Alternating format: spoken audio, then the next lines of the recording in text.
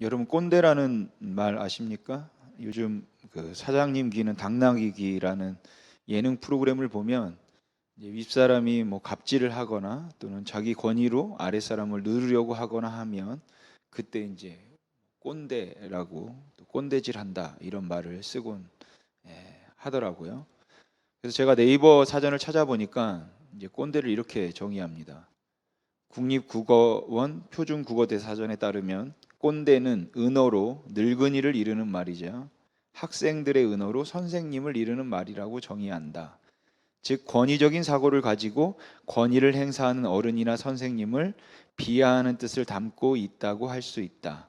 최근에는 기성세대 중 자신의 경험을 일반화해서 자신보다 지위가 낮거나 나이가 어린 사람에게 일방적으로 강요하는 사람을 가리키는 의미로도 사용되고 있다. 여러분은 어떠실지 모르겠지만 보통 요즘 세대들은 이 권위라는 것에 부정적이고 일단 권위적으로 보이면 무조건 반항하고 이제 싶어합니다. 저도 뭐 누군가가 저에게 권위적으로 대하면 삐딱하게 나가고 싶습니다. 근데 이것은 단지 그냥 한국 사회의 현상에 대한 그런 반응일 뿐만이 아니라 현대 사회의 풍조이고 포스터 모던 시대의 두드러진 현상이라고 봐도 틀리지 않습니다. 여러분 현대 사회는 권위를 인정하지 않습니다. 그래서 어느 분은 요즘 세대를 가리켜 말하기를 형제는 많으나 아버지가 없는 세대다 이렇게 부르기도 하죠. 근데 제가 볼 때 권위적인 것과 권위를 묻기보다는 권위적인 것과 권위에 대한 이제 구분은 필요하다고 생각돼요. 현대인들은 무엇이든지 원하는 대로 결정할 수 있는 자율적인 선택권이 나 스스로에게 있다라고 생각하죠. 내 인생에 관계된 뭐 내가 어느 학교를 갈 건지, 내가 누구와 결혼할 건지, 또 내가 어디에 살 건지 내 인생을 위해서 내가 결정해야 할 이 자율적인 선택권에 대해서는 감히 아무도 침해하거나 혹은 간섭해서는 안 된다라고 이제 생각합니다. 우리가 일반적으로 권위적이라는 말을 쓸 때 이 권위적이라는 말은 그와 같은 자율적 선택권이 힘에 의해서 강제로 침해됨을 의미하겠죠. 개인의 의사나 개인의 권리와는 상관이 없이 강압적으로 그 순종을 요구할 때 이제 권위적으로 보이는 것입니다. 그것이 신분과 지위에 의한 것이든 아니면 재력이나 혹은 권력에 의한 것이든 상대방의 의사를 무시한 채 그 행동을 강요하면 이제 그게 권위적인 것이죠. 입장을 설명하려고 말하는 사람에게 목사가 하려면 하는 거지 무슨 이유가 있느냐라고 말을 한다든지 아버지가 하라면 해야지 왜 자꾸 따지려 드느냐라고 말하면 이제 그건 권위적인 것입니다. 저는 제가 뭐 권위적이지 않기를 바라는데 지나치게 권위적인 뭐 사회의 영향을 받아서 그런지 아마도 저도 뭐 권위적인 면에서 그렇게 벗어날 수는 없는 것 같아요. 그래도 저는 교인들에게 권위적인 목사로서 그냥 권위를 내세우고 강압적으로 교인들의 의사나 생각이나 아니면 교인들이 가지고 있는 의견들을 그냥 모두 다 무시해 버린 채 뭐 제가 원하는 대로 그냥 뭐 하라면 무조건 순종하라고 요구하거나 뭐 강요하는 뭐 그런 목사가 되고 싶지는 않습니다. 또한 저는 제 아이들에게도 권위적인 아버지로 비추어지지 않았으면 좋겠고 제 아내에게도 저는 권위적인 남편으로 비춰지지 않았으면 좋겠습니다. 저는 저희 아이들과도 뭐 나중에 커서도 충분한 대화를 나눌 수 있기를 바라고 할 수 있는 만큼 그들의 의사와 의견을 존중해서 제가 함께 소통할 수 있기를 원하니까 저는 저희 아이들에게 권위적인 아버지로 이제 보이지 않았으면 좋겠습니다.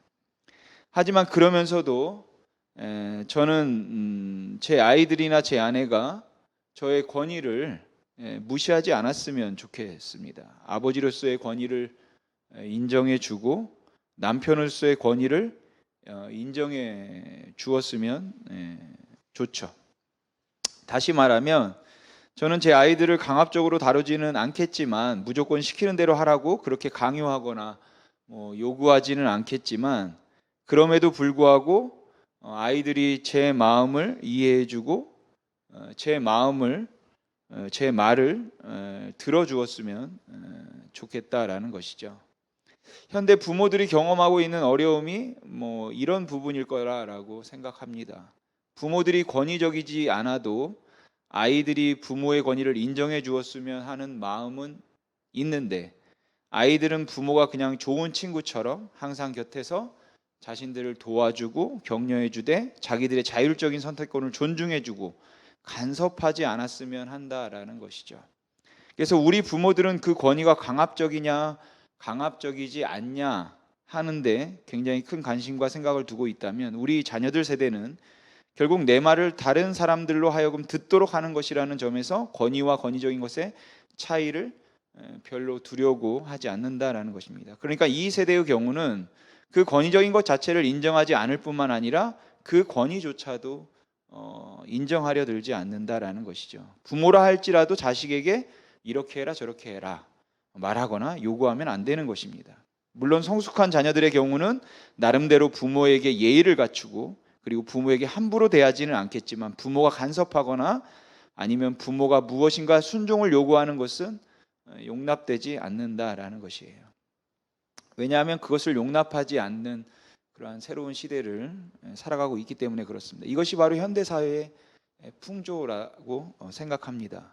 예전 시대에는 그 권위는 인정하지만 이제 권위적인 것에 거부감을 느꼈다면, 현대 우리의 자녀들이 살아가고 있는 이 세대는 그냥 자율적 선택권을 가지고 있는, 자녀들이 스스로 결정해서 행할 수 있도록 부모로서는 조언을 해주고 부모로서는 그냥 거기에 필요한 도움을 줄 수 있을지언정 그 아이가 결정하는 것은 그 아이의 권한이라고 생각하고 아무도 거기에 대해서 말하면 안 된다라고 생각한다라는 것이죠.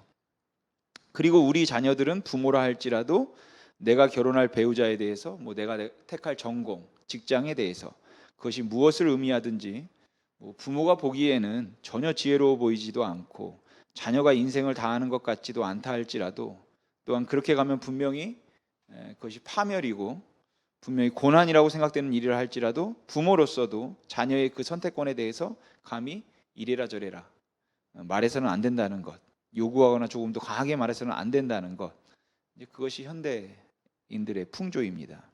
그래서 인생의 선택권이 스스로 개인에게 있다고 생각하는 현대인들에게 부모의 권위를 인정하라는 말은 어쩌면 인생관의 변화를 요구하는 그런 말일 것입니다. 근데 여러분, 성경은 특히 잠언적 지혜에서는 어른의 권위를 인정하고 있죠. 그럼 먼저 어른이 된다는 것, 즉 나이가 들어가는 것에 대해서 우리가 좀 얘기를 좀 해볼 필요가 있을 것 같습니다. 여러분은 하루하루 나이가 들어간다는 것을 어떻게 생각하십니까? 신체의 어딘가가 자꾸 고장이 나는 거, 아니면 챙겨 먹어야 할 약의 개수가 점점 많아지는 겁니까? 아니면 사랑하는 누군가를 떠나보내야 하는 거. 아마 많은 생각과 의미를 담아서 우리가 나이가 든다는 것을 이야기할 수 있겠죠. 저는 나이가 들어간다 그런 생각은 별로 안 하는데, 또 여러분들이 보면 좀 우스울 수도 있겠지만 저보다 다 나이가 많으시니까, 요즘 보면 러닝머신을 최고 속도로 오래 뛸 수 없을 때 나이가 들어가는구나 이렇게 느낍니다. 그리고 흰머리가 날 거 걱정해서 검은 콩물을 찾아서 마시는 저를 볼 때 이게 나이 먹는 거구나 라는 생각을 합니다. 여러분, 우리가 살아가는 현대 사회가 나이 드는 것에 대해서 어떻게 계속 가르치고 있냐면 이런 겁니다. 여자분들은 잘 아시겠죠? 화장품 광고에 많이 나오는 것인데, 안티에이징, 늙어가는 것을 자꾸 막는 거죠. 노화를 방지하는 거예요. 그러니까 아무 신경을 안 쓰면 이쪽 오른쪽 얼굴로 가는 겁니다. 그래서 뭔가 제품을 눈에다 바르고 비싼 거를 사고 코에다 바르고 목에다 바르고 또 관리도 받고 또 먹는 것도 노화 방지 식품을 먹어줘야 이렇게 주름진 얼굴이 안 될 수는 없겠지만 그 속도를 천천히 늦출 수 있다는 것이죠. 그러니까 이런 광고들은 이렇게 주름 있게 될래? 아니면 계속 이대로 최대한 유지할래? 라고 물어보는 것이에요. 그러니까 저렇게 주름이 있는 쪽으로 가면 안 좋다라는 것이죠. 최대한 노화를 방지하고 막아야 하는 것입니다. 즉 늙는 것은 최대한 방지를 해야 하는 것이에요. 작년 이맘때 굉장히 유행했던 드라마가 있는데 소재는 그리 좋은 내용은 아니지만 바로 부부의 세계입니다. 이 드라마를 보면 김희애 씨가 아름답고 성공하고 했지만 그런 천하의 김희애라 할지라도 젊은 거한테는 안 된다. 젊은 여자한테는 안 된다라는 것이죠. 그 여자가 아무리 싸가지가 없고 재수가 없어도 젊은 게 이쁩니다. 물론 드라마의 주제가 그건 아니겠지만 그런 의미도 조금은 담고 있는 것이죠. 그러니까 여러분 늙어가는 것이 현대인들에게 있어서는 뭔가 안 좋은 것이에요. 그래서 노후를 위해서는 뭐가 필요하냐면 대책이 필요합니다. 노후 대책. 작은 책도 아니고 정말 대책이 필요한 것이죠. 연금도 들고 보험도 들고 투자도 하고 그렇게 노후는 뭔가 준비를 해야 되는 것입니다. 준비를 안 하는 사람은 이제 큰일 나는 것이죠. 그런데 여러분 현대인들이 이런 생각을 하게 되는 이유는 우리들의 가치관이기도 한데 우리들이 바라보는 방향이 어떻게 되냐면 사람들이 다 미래를 향해서 미래를 바라보고 서 있다라는 것이에요. 즉 우리 앞에 미래가 있는 것입니다. 자녀 세대들을 바라보며 살고 있다라는 것이죠. 그래서 우리에게 과거라고 하는 표현은 지나간 것이라는 의미예요. 과거는 이미 뒤로 지나간 거라고 생각합니다. 그래서 가장 중요하고 좋은 가치는 뭐냐면 앞에 놓여져 있는 미래에 있고 아이들에게 있고 다음 세대에 있는 것이죠. 그러니까 내 인생은 망가져도 우리 애들은 잘 돼야지 하고 애들을 위해서 사는 겁니다. 왜냐하면 미래지향적으로 미래를 바라보며 살고 있기 때문에 그렇죠. 근데 성경에 있는 표현들은 정반대입니다. 그래서 성경 시대에 살았던 사람들은 과거 지향적이에요. 과거를 바라보며 사는 것입니다. 바라보는 시각 자체가 미래가 아니고 과거, 바로 옛날을 바라보며 산다라는 것이죠. 예전에 한번 다루었던 것 같은데 고대 시대 방향에 대한 개념은 지금 우리와는 다르다라고 제가 설명을 드렸던 것 같아요. 우리는 보통 앞쪽을 북쪽, 오른쪽을 동쪽이라고 합니다. 그러나 고대 시대의 앞쪽이라 함은 북쪽이 아니라 동쪽이에요. 그럼 동쪽은 남쪽이 되고 오른쪽은 남쪽이 되고 왼쪽은 북쪽 이렇게 되는 것이죠. 왜냐하면 이 동쪽이라는 히브리어 단어가 케뎀이라는 이제 단어인데 앞쪽을 말할 때도 케뎀이라는 단어를 쓰기 때문입니다. 하박국 1장 9절을 보시면 그들은 다 강포를 행하려 오는데 앞을 향하여 나아가며 라고 할 때 이 앞을 향하여가 케뎀입니다. 또 시편 68편 25절에 노래를 부를 자들은 앞서고 할 때 이 앞서고도 케뎀이죠. 앞에. 그러니까 고대인들은 방향적으로 동쪽이 앞쪽이에요. 동쪽이 앞쪽이라는 것은 동쪽을 향해 서 있다라는 것이죠. 동쪽에서 해가 뜨잖아요. 그러니까 해가 뜨는 쪽을 향해 서 있는 것입니다. 근데 재미있는 건 이 케뎀이라는 단어가 시간적인 의미로 쓰일 때입니다. 요나서 4장 2절을 보시면 요나가 그러므로 내가 빨리 다시스로 도망하였사오니 라고 말하는데 여기 빨리라고 번역이 되어 있긴 한데 좀 잘못 번역된 건 한데 원래 이 단어의 의미는 이전에 라는 뜻입니다. 그러니까 내가 이전에 다시스로 도망갔다라는 것이에요. 즉 과거를 나타내는 표현입니다. 시간적으로. 또 시편 119편 147절을 보시면 날이 밝기 전에 할 때 이 전에도 케뎀 시간적 의미로 쓰인 것이죠. 그러니까 과거를 의미한다라는 것이에요. 그러니까 이 고대 사람들은 동쪽을 향해 서 있는데 동쪽이라고 하는 단어가 시간적으로는 과거 옛날인 것이에요. 즉 과거를 향해서 서 있는 것이죠. 그러니까 미래가 어디에 있는 겁니까? 뒤에 있는 것이에요. 왜냐하면 과거를 향해 서 있기 때문에 과거를 바라보며 살기 때문에 미래는 뒤에 있는 것입니다. 그래서 창세기 9장 9절이 내가 내 언약을 너희와 너희 후손과 라고 하는데 이 후손이라고 번역된 히브리어 원어를 그대로 직역하면 너희 뒤에 오는 너희 씨앗 이렇게 되는 것이죠. 선도들이 과거를 향해 서 있기 때문에 후손들은 앞에 있는 것이 아니라 뒤에 있게 되는 것이에요. 한문도 뒤후자를 써서 후손이잖아요. 즉 후손을 바라보며 살고 있는 게 아니라 후손들은 뒤에 따라오는 것입니다. 그럼 여러분 영원이라는 단어를 들으면 어떤 생각이 드십니까? 영원. 미래지향적인 현대인들은 영원이라는 단어를 들으면 뭘 떠올리냐면 1차적으로 아주 먼 미래를 떠올립니다. 무한히 먼 미래. 왜냐하면 우리는 미래를 바라보며 이제 살기 때문이죠. 근데 히브리어의 영원이라고 하는 단어가 올람인데, 이 올람이라는 단어의 원래 뜻은 아주 먼 과거, 태고적, 태초에 뭐 이런 것을 의미하는 것입니다.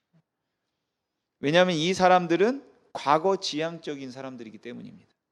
그래서 신명기의 번역자가 웬만하면 올람이라는 단어가 나오면 영원이라고 이제 우리 성경책 번역을 하는데, 이 단어는 도무지 영원이라고 번역했어요. 이해가 안 되기 때문에 옛날이라고 번역을 한 곳이 있습니다. 그리고 그게 올람의 본뜻을 아주 잘 드러낸 것이죠. 신명기 37장 2절인데 옛날을 기억하라. 이게 올람이에요. 옛날. 역대의 연대를 생각하라 할 때 이 옛날이. 보통 영원이라고 번역된 이 올람이라는 단어의 원래 뜻은 하나님이 천지를 창조하신 그 태고적 아주 먼 옛날을 의미하는 것입니다. 그러니까 현재 나보다는 우리 윗세대, 앞선 세대가 더 영원에 더 가까이 있는 세대가 되는 것이죠. 그러니까 누구한테 물어보라고 합니까? 내 아버지에게 물어봐라. 옛날을 기억하라. 역대의 연대를 생각하라. 내 아버지에게 물어봐라. 내 어른들에게 물어봐라. 조상한테 물어봐라. 이렇게 얘기하는 것입니다. 여러분, 미래지향적인 세계관에서 늙는다라고 하는 것이 갖는 의미는 뒤처지고 퇴보하고 쓸모없어져 가는 것입니다. 요즘같이 빨리 변하는 세상에서는 뭐 저도 마찬가지인데, 뭐 며칠 전에도 이제 줌으로 강의를 준비하는데 전혀 몰랐던 것을 저도 뭐 젊은데 더 젊은 분의 도움을 받아서 해결했습니다. 그러니까 컴퓨터, 뭐 프로그램, 뭐 스마트폰, 뭐 새로운 기술, 저도 모르는 게 수두룩하죠. 근데 또 저보다 나이 많으신 분들은 저한테 물어보겠죠. 제가 도움을 주고. 저희 아버지도 얼마 전에 이메일 보내는 거 어떻게 하냐고, 사용한 지 이제 오래가 돼서 기억이 안 난다고 해서 알려드렸습니다. 왜냐하면 제가 부모님보다는 젊고 또 많이 알고 있고, 부모님은 나이가 들수록 몰라가니까 이제 그런 것이죠. 여러분, 이 미래지향적 세계에서는 나이가 들어간다는 것은 점점 뒤떨어지는 거고 점점 쓸모없어져 가는 것입니다. 그래서 나이 든 사람이 뭐라 하면 괜한 소리 한다고 꼰대 소리 듣는 거죠.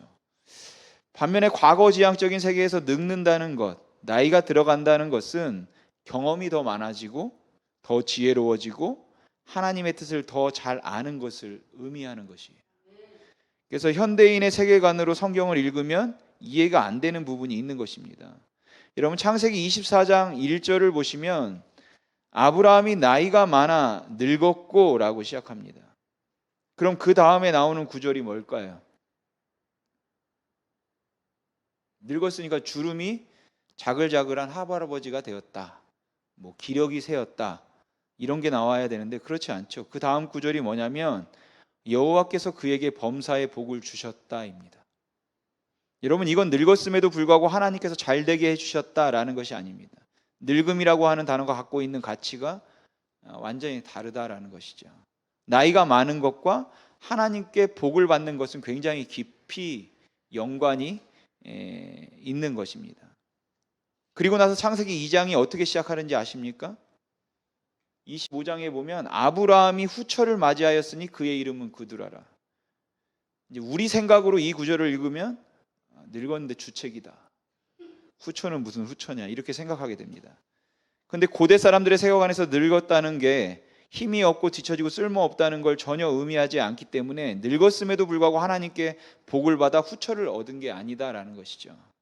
25장에서 아브라함이 그두라라고 하는 후처를 얻어서 그 다음에 나오는 얘기가 뭐냐 하면 그가 시므란과 육산과 무단과 미디안과 이스박과 수아를 낳고 욕산과 스바와 드단을 낳았으며 줄줄이 자식들을 낳았다는 이야기가 나와요. 그러니까 이게 뭐 늙어서 힘없고 쓸모없고 뒤처진 그런 사람에 대해서 얘기하는 것은 아닌 것이죠.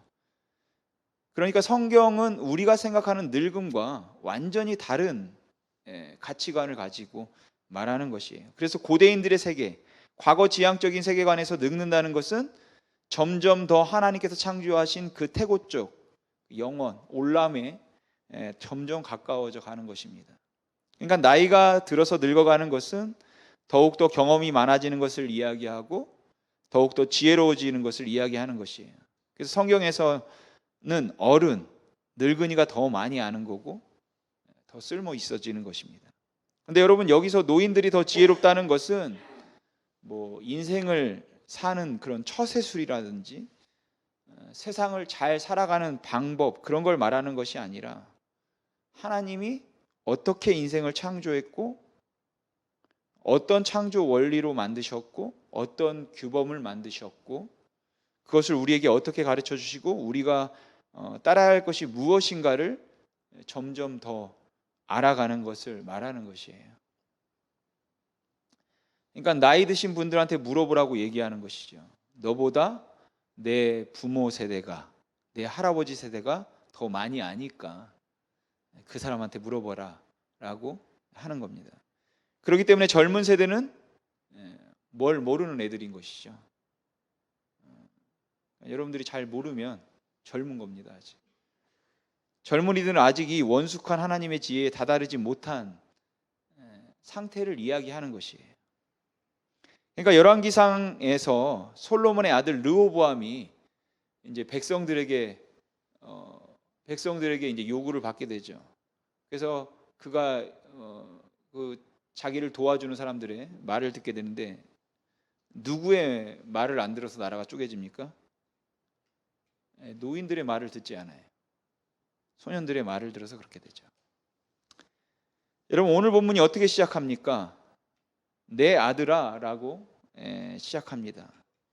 이게 뭐 자기 자녀들에게 얘기하는 게 아니라 젊은 세대를 말하는 것이에요. 근데 아직 얘네들은 지혜에 다다르기 이전이기 때문에 너희는 너희 부모가 얘기하는 훈계와 그 법을 떠나지 마라 라고 말씀하는 것입니다. 여러분, 이 젊은 세대는 아직 지혜에 다다르지 않았기 때문에 어디로든 갈 수 있는 것이에요. 잘 훈련받아서 지혜의 세계로 들어올 수도 있고 아니면 영 엉뚱한 다른 길로 빠질 수도 있는 것입니다. 그래서 잠언은 이 젊은 세대를 가운데 두고 지혜의 세력과 그에 반하는 뭐 악한 세력, 음녀 뭐 이런 것들이 나오는데 그들이 서로 데려가려고 다투는 그런 싸움의 구도를 가지고 있다라는 것이죠. 왜냐하면 이 젊은 세대들은 아직 지혜가 뭔지 잘 모르는 세대이고 또 어느 쪽으로든 갈 수 있기 때문에 그런 것입니다. 그래서 10절을 보시면 내 아들아 악한 자가 너를 꿰일지라도 따르지 말라라고 악한 자들의 꾀임이 있다라는 것이에요. 어떻게 꾀냐면 이제 그게 그 다음 구절입니다. 악한 자들이 우리가 가서 죄 없는 사람을 죽이자. 그리고 남의 것을 훔쳐가지고 우리 재산을 가득 채우자. 이렇게 꼬신다는 거예요. 그렇게 꼬시더라도 너는 그들과 함께 다니지 마라 라고 지혜 있는 부모 세대가 아직 지혜를 모르는 젊은 세대에게 말하는 것입니다. 그렇게 한편에서 악인들이 젊은 세대를 유혹할 때 그 맞은편에서 지혜가 그들을 부르고 있죠. 그게 이제 잠언 1장 20절부터 23절 말씀인데 우리 같이 한번 읽어보겠습니다. 시작.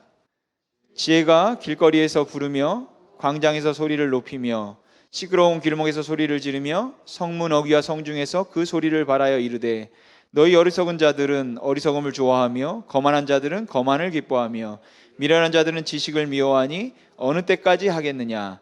나의 책망을 듣고 돌이키라. 보라, 내가 나의 영을 너희에게 부어주며 내 말을 너희에게 보이리라. 아멘. 그러면서 부모 세대가 이제 이렇게 가르치는 것이죠. 잠언 2장 1절에서 5절 말씀 우리 같이 한번 읽어보겠습니다. 시작. 내 아들아, 내가 만일 나의 말을 받으며 나의 계명을 내가 간직하며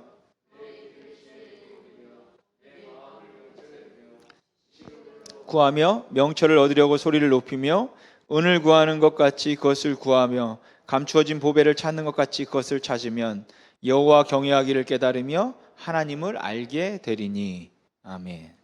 그러니까 결과적으로 이 지혜라고 하는 것을 설명하는데 마지막에 뭐라고 얘기합니까? 여호와 경외하기를 깨달으며 하나님을 알게 된다라고 얘기합니다. 여러분, 나이가 들어가는 것은 권위적이 되는 것이 아니라 건강 보조식품을 챙겨 먹고 노화 방지 제품을 바르는 게 아니라 나이가 들어간다는 것은 첫 번째로 이런 겁니다. 여러분 자녀 세대에게 너희들은 너희 부모의 법과 부모의 훈계를 떠나지 마라 라고 이야기할 수 있는 것이 바로 부모 세대고 늙어가는 것을 말하는 것이에요. 여러분 자신 있게 이렇게 얘기할 수 있습니까? 여기서 훈계와 법이라고 하는 게 여러분의 개인적인 인생 철학, 그런 어떤 개똥 철학을 얘기하는 게 아닙니다. 하나님이 이 세상을 어떻게 만드셨고 어떤 원리로 만드셨고 그 원리를 깨달아가는 사람이 늙은 사람이니까, 그 하나님의 규범을 아는 것이 늙은 사람이니까 그걸 말하는 것이죠. 그래서 시편에서 이 하나님을 경외하고 하나님의 지혜를 얻고자 하는 자가 매일 해야 될 게 뭐냐면 매일 주야로 하나님의 말씀을 묵상하는 거다라고 이야기하는 것입니다. 그러니까 하나님이 도대체 우리에게 뭐라고 이야기하시고 우리에게 원하는 것이 무엇인가를 깨달아가는 게 바로 이제 훈계와 법인 것이죠. 그리고 부모 세대가 그걸 알아야 젊은 세대에게 너는 너의 부모의 훈계를 듣고 법을 따라라 라고 얘기할 수 있는 것이에요. 따라서 젊은 세대들에게 야, 너 이렇게 해라, 이렇게 해라, 공부해라, 그래서 그래야 좋은 대학까지, 너 그렇게 공부 안 하면은 저렇게 된다 라고 가르치는 게 잠언이 말하는 아비의 훈계, 어미의 법이 아닌 것입니다.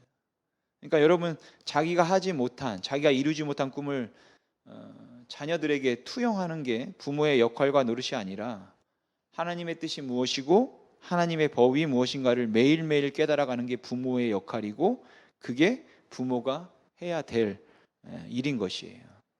그렇게 하면 자식한테 내 아들아, 내 아비의 훈계를 들으며 내 어미의 법을 떠나지 말라라고 이야기할 수 있는 것입니다. 그리고 그 하나님의 법을 깨달아가는 것이, 하나님을 알아가는 것이 하나님을 두려워하는 것, 하나님을 경외하는 것과 다른 말이 아니라 같다라는 것이죠. 그러니까 여러분이 점점 신앙생활이 쉬워지고 점점 하나님이 쉬워지면 신앙생활이 뭔가 잘못된 방향으로 가고 있다라고 여러분 생각하시면 됩니다. 하나님을 알면 알수록 하나님이 두려워지는 것이고 하나님을 더 경외하게 되는 것이고 신앙생활은 점점 더 어려워지는 것이에요. 왜냐하면 삶이 예배와 동떨어진 게 아니기 때문입니다. 여러분, 나이가 들어간다는 것은 쓸모 없어지는 것이 아니라, 힘이 없어지는 것이 아니라, 뒤처지는 게 아니라, 물론 육체적으로는 그럴 수 있습니다. 그러나 여러분, 하나님을 알매 있어서, 하나님을 경외함에 있어서 더 많이 알고 하나님의 뜻이 무엇이고 하나님의 법이 무엇인가를 더 많이 깨달아 아는 것이에요. 그리고 그게 믿는 부모로서 자녀에게, 우리 다음 세대들에게 보여야 할 삶의 자세이고 여러분 신앙의 자세인 것입니다. 사랑하는 성도 여러분, 저도 그렇고 여러분도 그렇고 오늘 잠언 1장 8절의 말씀, 내 아들아 내 아비의 훈계를 들으며 내 어미의 법을 떠나지 말라라고 하나님의 뜻과 법을 깨달아 자신 있게 말할 수 있는, 그래서 하나님께서 인간에게 원하는 것이 무엇인지를 알고 그것을 똑바로 따르는 삶의 모습으로, 권위적이지 않지만 신앙적 권위로 자녀를 그리고 우리의 다음 세대들을 지혜로 이끌 수 있는 여러분들이 성경의 그런 늙음의 가치를 아는 심히 있는 교회 모든 성도님들이 되시길 주님의 이름으로 소망합니다. 기도하겠습니다.